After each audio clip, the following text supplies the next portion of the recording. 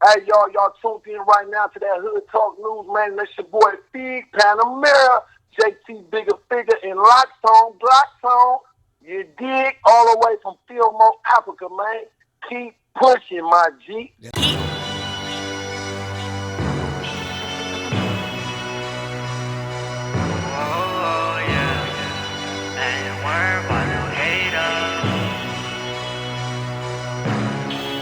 I just want the paper, I just want the paper. Tryna run that check up, I ain't worried about no hater. I just want the paper, I just want the paper. Run with that bankroll on my life, ain't looking for danger. Yeah, yeah, we getting money over here. Yeah, I see them haters over there. Yeah, them boys be wishy-washy, yeah. Yeah, oh.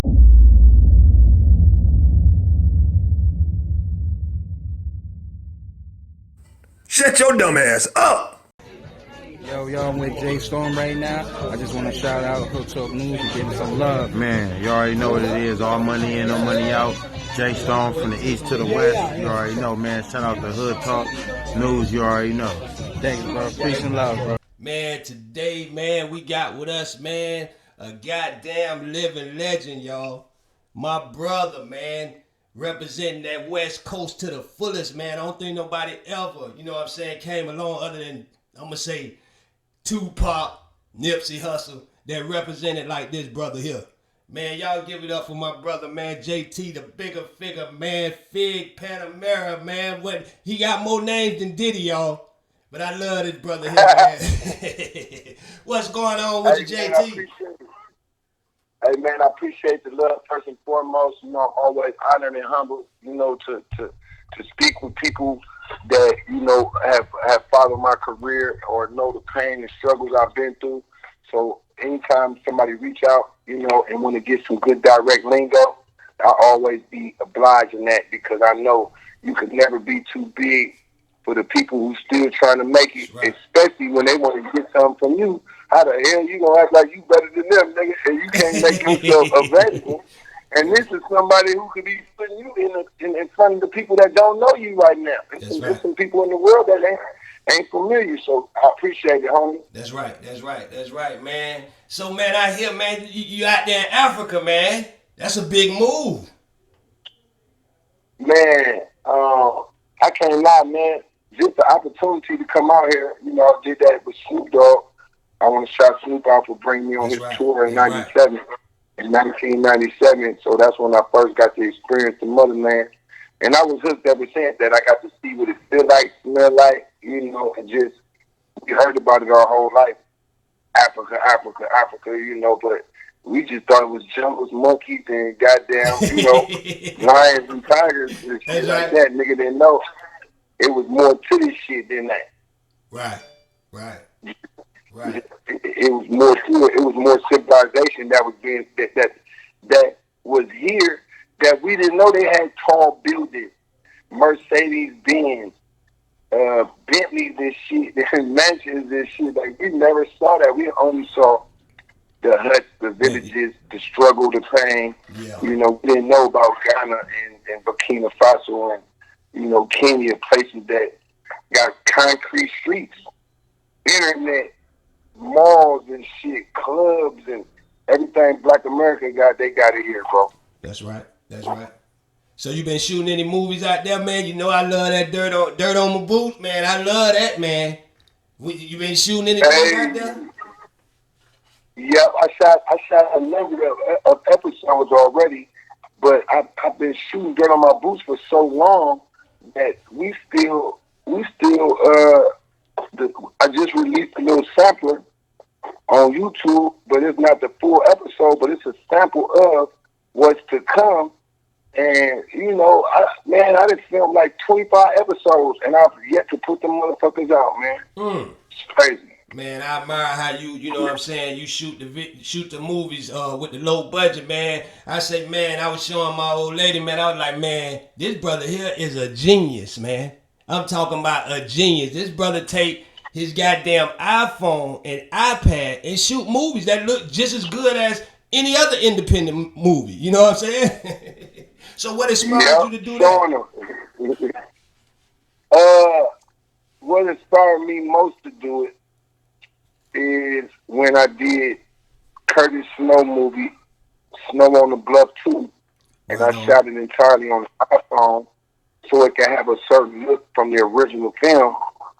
And when I succeeded with that and also put Snoop Dogg in it, and it was all being done off of fucking phones, you know, and the iPad, that kind of like, you know, when it got accepted, I just got addicted to it because I was using one camera, one laptop. That was my motto. And then I just switched it to one iPhone. That's my motto. Or one iPad, get the whole movie done. So I started to take a pride in not having no script or no budget or no set ideas. I just would film a bunch of different type of scenes, and then it can turn out to be whatever film that I'm trying to make at the time. So Dirt on My Boots is always a collective of a bunch of scenes and a bunch of footage that wasn't even per se supposed to go together. It's just that my daily life, you know, my life is like a movie based upon everything that I do. I film it so it has a movie, my life have a movie feel to it because I capture my weaknesses, I capture my good and my bad. You know, I capture, you know, my lowest moments, getting shot with machine guns and shit. Like, the people, they respect that shit that I was able to capture it. And even though it looked like it's against me, man, it's still part of my shit. Keep filming. Keep filming. Just put it out there. Shit. Keep going, because this is what's going on. You do a good job with it, though. You do a good job. I can't goddamn tell. It looked like you put all this together like it was scripted. You know what I'm saying? You do a good job with it. Let me tell you that. Hey, you know, that's crazy. I never wrote none of this shit on a piece of paper, bro. Oh, never. Man. Yeah, that's now, crazy. One movie that I have out is with a pen and paper scripted, because what I learned about scripts with Spike Lee, that's my teacher in the movie shit. Right on. And whenever something go wrong with the script, that shit fucked the whole budget up and the movie up. Today, you supposed to be here reading these exact words, but you sick somewhere or at your bitch house somewhere. You didn't make it today. Now the whole budget thrown off because everything was lined up for this script. Nigga, you was not supposed to miss this shoot today. You was not supposed to. Nigga, we got 4 more niggas. Parts is added to your part, nigga. How did you miss today, bro? You got 6 niggas sitting over here. You got 2 directors, assistant directors. Bro, these niggas getting paid by the hour. We've been waiting for you all day, bitch ass nigga. Now this shit just costs hella money. And Spike Lee over here mad at some niggas. He was mad at niggas. Right. I'm like, man, I'm not making no script because I would be mad too if I'm paying 6 niggas and then 1 nigga don't come and that fucked the whole movie up. Shit up. Yep. Ask Hollywood, when one of them niggas be dying in the movie, they gotta go back and shoot everything again. Scene for scene. Voice over. Nigga, you gotta do the voiceover. You gotta do each element so that you don't lose your continuity. And continuity means that if you wearing a blue coat in this scene, nigga, by the end of today, you better still have that blue coat on. You better not jump to no red coat or no green coat. Right. Your hair better still be short, nigga. It better not come back and you got an afro in some of these things. Because that means that you threw your continuity off and some fan is going to catch it, and now you about to get some edge on your resume. That's right. That's right. Hey, JT, let me ask you a question. When you came up to shoot the movie with goddamn Snoop, and he seen you with the iPad and the iPhone, what the fuck Snoop said? How did he look at it? He couldn't believe it. He couldn't believe it. He was like, bro, I love what you're doing, but you know, we got money, Fig. I want you to go get some lights. I said, I don't want to use no lights. He said, I want you to go get some more items. And then what I did was I went to the Roken 9 lens, and I went to the Nikon D610, and then the Nikon D615. D615, so D615 and the Nikon D610. Okay, now these cameras are film and picture cameras, but if you put a movie lens on it, and the lens is called Rokinon lens, you have the ability to shoot motion picture with a digital camera. So what I'm saying is that your filters on the lens is what gives you the motion picture look, and then the camera is the digitalness of you can fuck with your color settings in your camera. That's right. Okay. That's right. So that angle right there will give you the opportunity to have the dirt on my boots look. But if you notice, I started to switch it up to strictly iPhone though, and iPad. So I fell back off the other camera because I'm like, man, as much as I like that motherfucker, right. it's just something about my iPad I fell in love with. And Snoop, you know, he respected it, and I shot the movie Mousetrap for him. But you know what I learned about fucking with big dogs like that?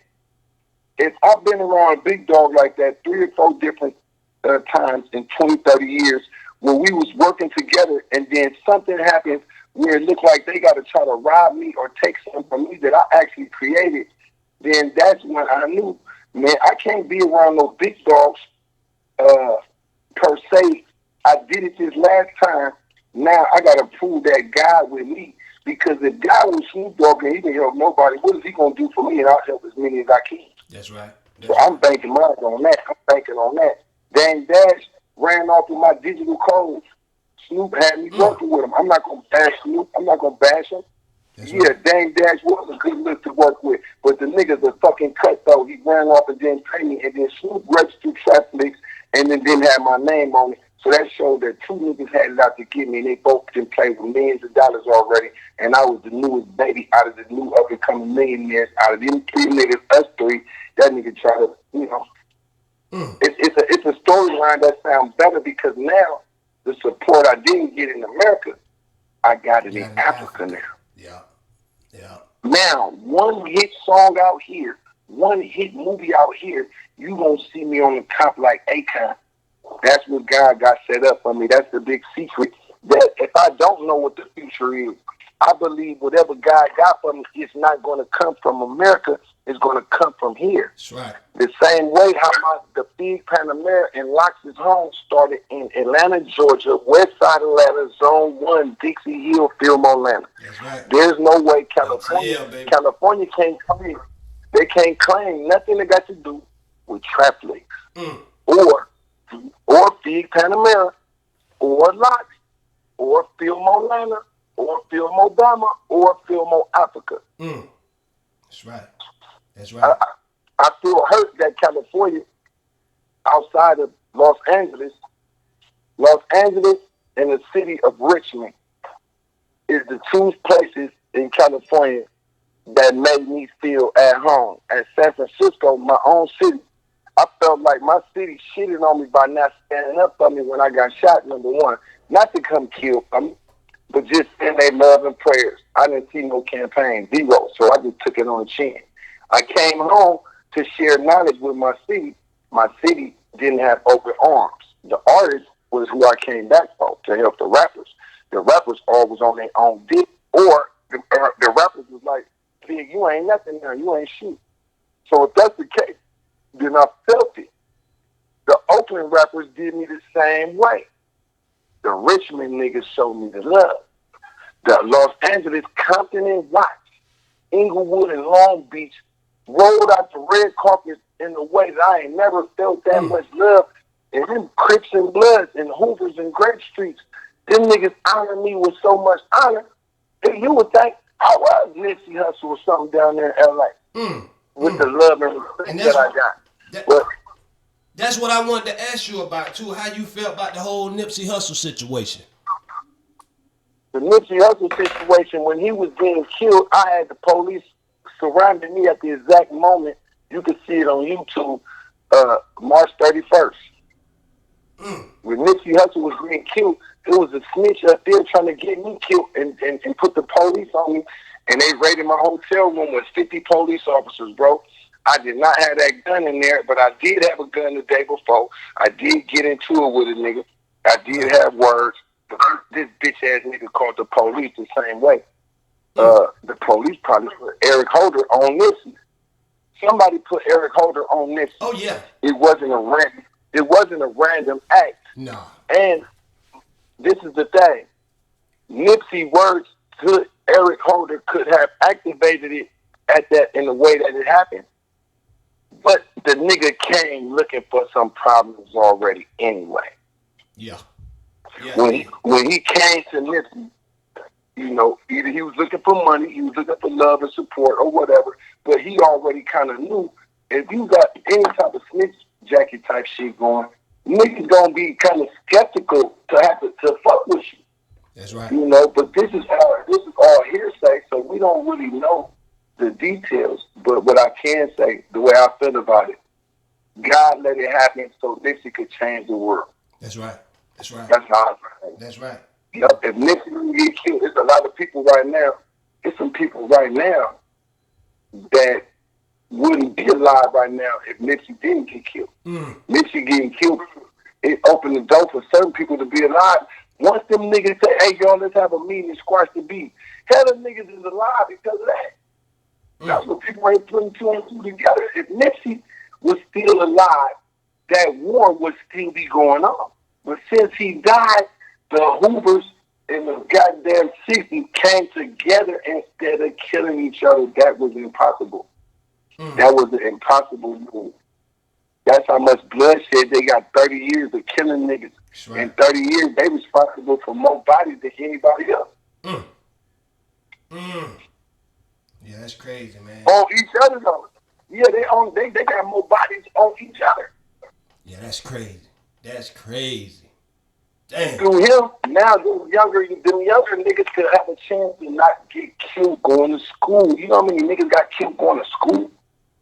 Now let me ask you something. I know you might not. It's up to you if you want to respond to this or not. You know, how you feel about the whole Whack 100 thing, talking about Nip ain't a legend? This is what I can say. When he speak on it from a legend standpoint, he's speaking on a body of work. But due to the fact that he's shitting on Nip already, even saying that he's not a legend and trying to stand on that already show hate. Right. Because if he's not a legend, he a legend in death for sure. And that's what right. Wack's trying to take away. He tried to take that away from him in death. In body of work at the time of his death, the day before he died, he was on his way to being a legend, but in the streets of LA, he was most definitely already a legend. A legend. Straight up. Well, I can clear that up right there. In the streets of LA, he was a legend already. That's right.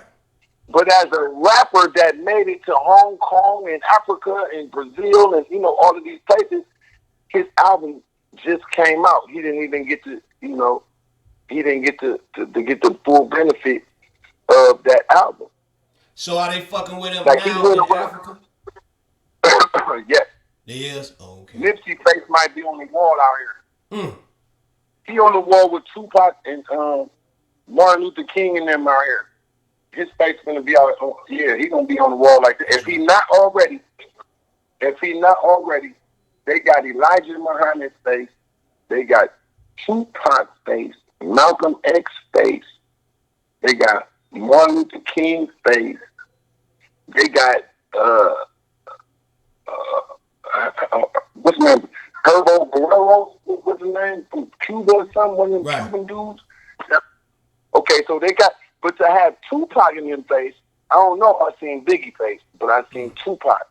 Right. And I be wondering, you know, like Nipsey words. That's what make him legendary on the pop level of his studying capabilities that nobody knew. This is street, gang street nigga. He could have been your college professor on accident. I mean, listen, this nigga know about energy and shit and solar this and the universe do this and I'm like, wait a minute. This nigga opening up the first smart stores and everything. Yeah, listen, man, the man was blessed, bro, to meet that little dude that did all that tech shit, man. Between him and that little dude, they was finna change the world, man. Right. Did you ever I get a want to chance meet that little to dude. meet Nipsey? No, I never met Nipsey personally, but I worked with Big U. That's who I worked with closely though a couple times, and that was where I had my touch from 60 through Big U. Right. Now I know who you do know, and who you did have a chance to kick it with. Tupac. Give me some on Tupac. Give me a story on Tupac. A crazy story. Hey man, Tupac, man. Hey man, the boy Pop, man. Just out the gate, it was an experience of watching Tupac from a distance. By him going with Digital Underground and me, being a Digital Underground fan. Huey MC is our big rapper from Filmo, him and rapper Forte. That's right. So Huey MC was in the video with Digital Underground. So that's how, when Humpty Hump got the deal, that was the biggest song at that time. And then that's how we learned about Tupac. But he wasn't important at that time. Right. When he spent off and got in that movie Juice, that's when he turned into the Tupac. And then, doing this album, and then coming to the Bay, though. Coming to the Bay, fucking with Moran. I didn't never cross paths with him until the fateful night of him doing the show with Richie Rich and the Gov. And Richie Rich had dissed us, the Filmo niggas in the song. So we jumped them niggas that night. Right. And by doing that, that was my first interaction with Tupac personally, that we was jumping them. Right. We didn't want to jump hot, but it just looked like he was happy to be with them niggas at the wrong time. Y'all weren't having that shit. Yeah. No, man. We couldn't do it that way. We couldn't do it that way. So that whole blueprint right there, 1994, Mac Marlon and Ray Love do some music with him. Layla Steinberg was his old manager. I got invited to the video shoot, and that was my first interaction with him personally. And at the time of the video shoot over that weekend, we was able to spend a couple of hours in the RV alone, just smoking some weed. He was stressed out about his court case in New York, and that was the biggest thing on his mind at that time, though. But he definitely was still tripping off getting jumped, but we was able to squash it, though, and that's the part. Even though he let the Thug Life niggas steal 2 of my cell phones back then, the flip phones was out.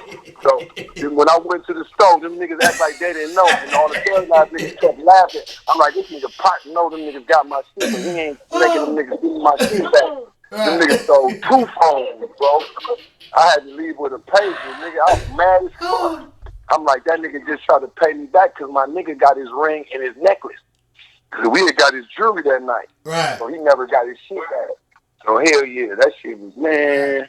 But y'all end up being cool afterwards though, right? Yeah, we rocked it. Yeah, we was able to be cool right after that. And that was his way of still getting me back and us being cool. That's how come we was cool, because he got the phone. Right. He got my phone. Hey, y'all young niggas, man. Yeah, we was young, bro. And then he went back to New York 1 week later and got shot at Quad Studios. Then I was mad, bro. I'm like, man, them niggas set that nigga up. Yeah, that was. I didn't know Biggie and them had nothing to do with it like that, though. I didn't know. But then come to find out, it really wasn't Biggie. It was Jimmy Henchman. Yeah. The whole time it was Biggie. But Biggie should have never made no song. That's what mean that put you in it. That song got him killed. Got him fucked up. Yeah.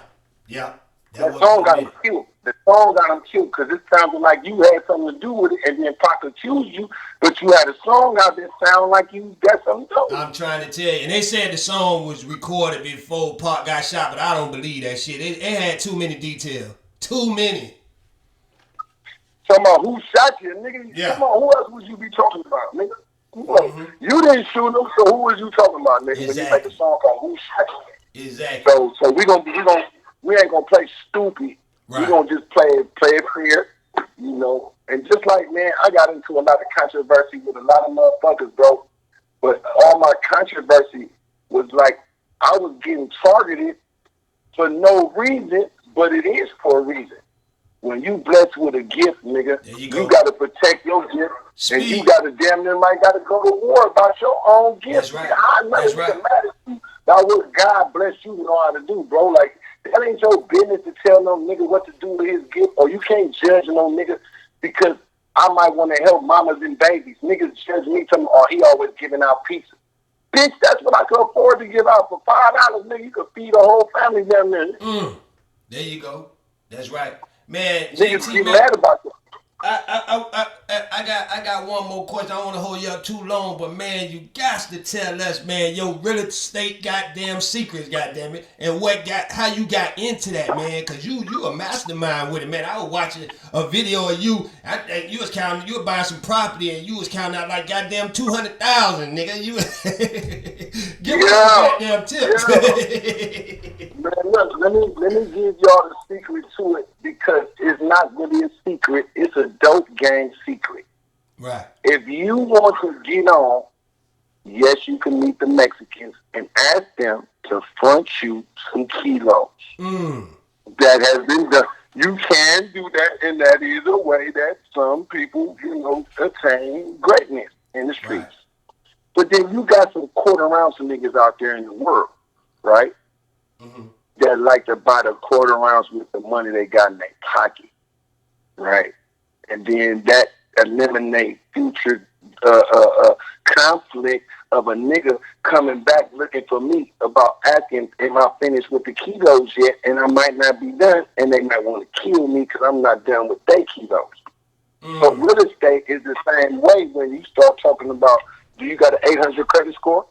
Well, step right in. Get you into this $1 million house with like $6,000-$7,000 down, baby. We gonna get you in there now. Right. Those are the Mexicans. Those are the Mexicans, nigga. Right. Those are the Mexicans. They put it on the table for you. This is the fast route to gaining leverage so that you're in a better position when it comes to real estate. They have something called lots of land for $5,000, $3,000, $1,000, and they all over America. Anywhere you could buy a lot of land at, buy the motherfucker, whatever it's at. The lot of land has a value on it.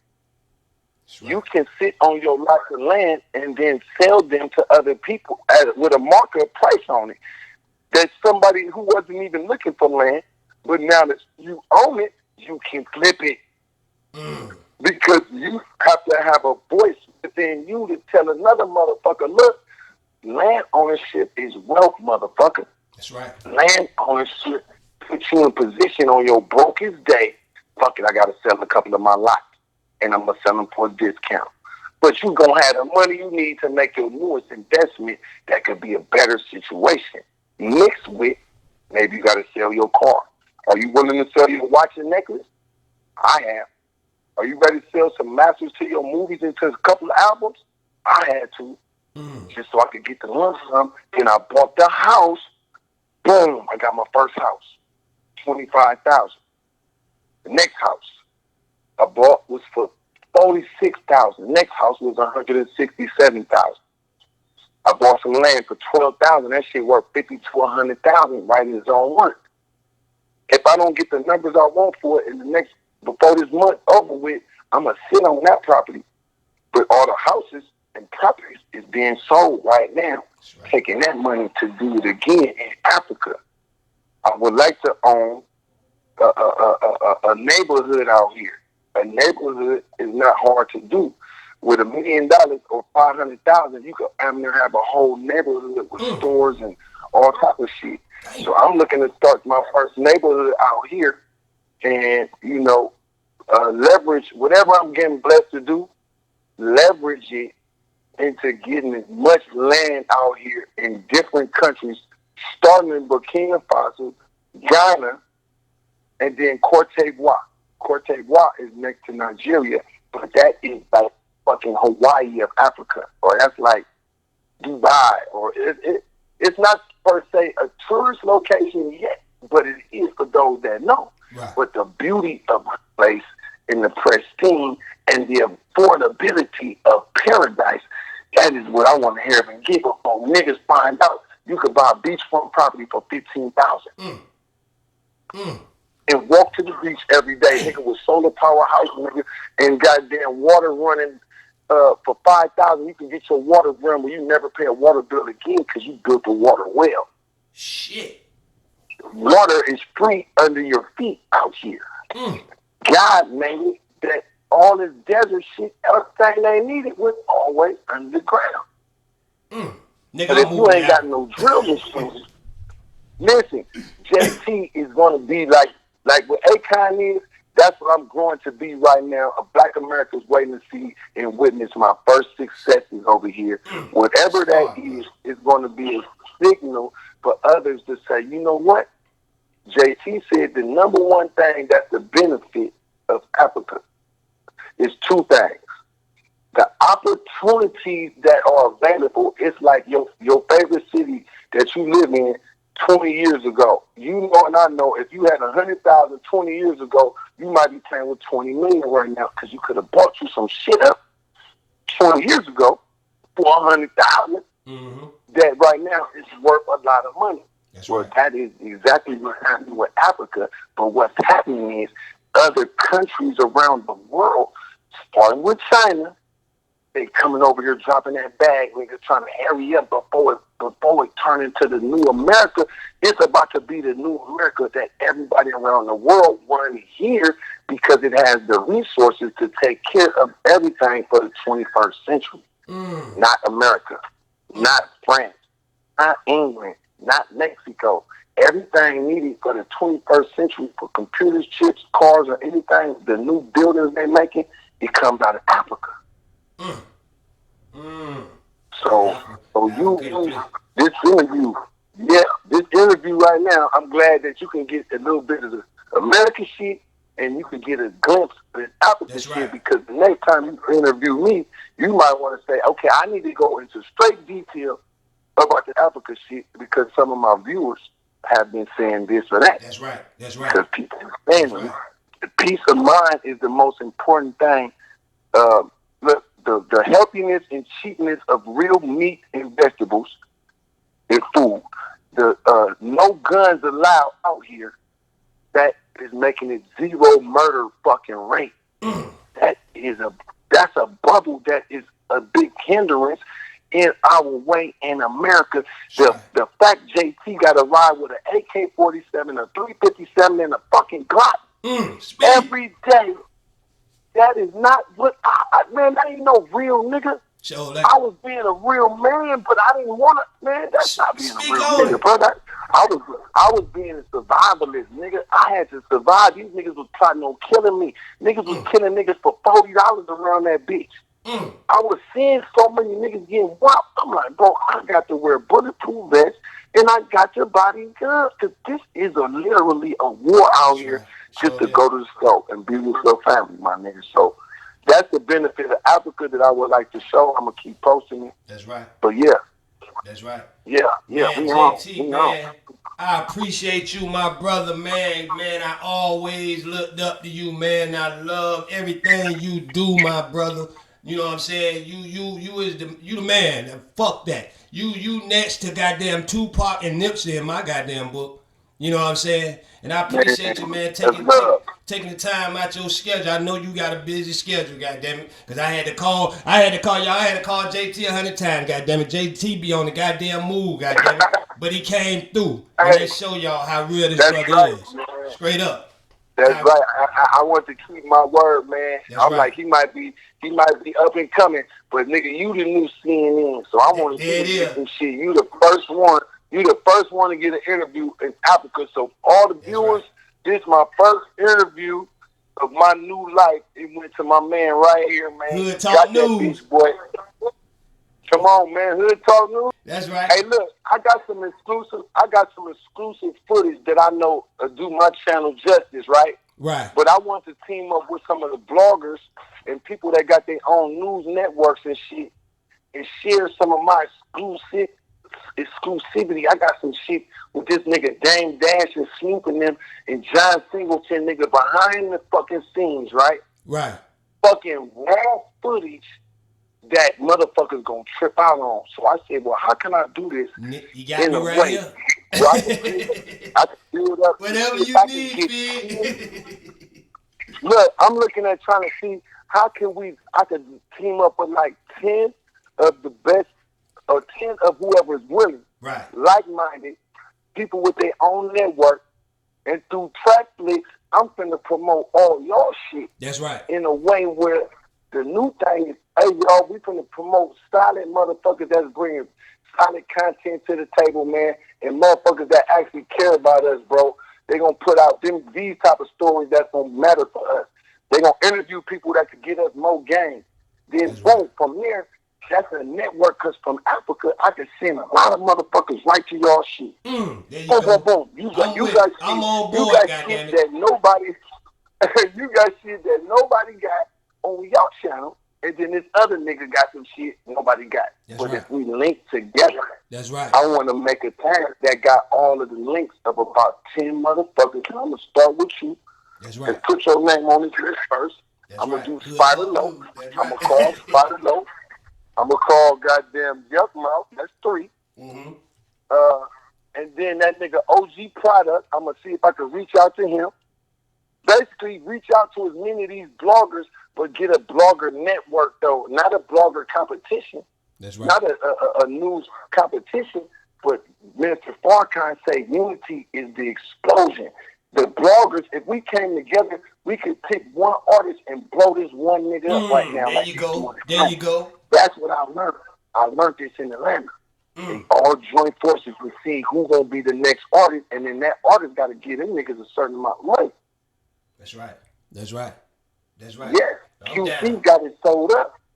Yeah. Yeah. I do. So in digital distribution, also through the Orchard, I can bring that to the table for the news network, people who wasn't probably thinking about it. Bro, you know, you digital distribution the same as, you know, as me. Shit, you know, rappers, That's right. you know, artists, you know, producers, you can load up some instrumentals and some storytelling projects that's not per se rap albums, but it got a beat with you telling a story. That's the new money. Believe me when I'm telling you. There you go. That's right. I'm down. I'm down. Put me on the list first, goddammit. Hood Talk News, baby. Hey, y'all tuned in right now to that Hood Talk News, man. That's your boy Fig, Panamera, JT Bigga Figga in Lockstone, Blackstone. You dig? All the way from Fillmore, Africa, man. Keep pushing, my G. That's right. That's right. JT, y'all. That's right. Hood Talk News, man. We out.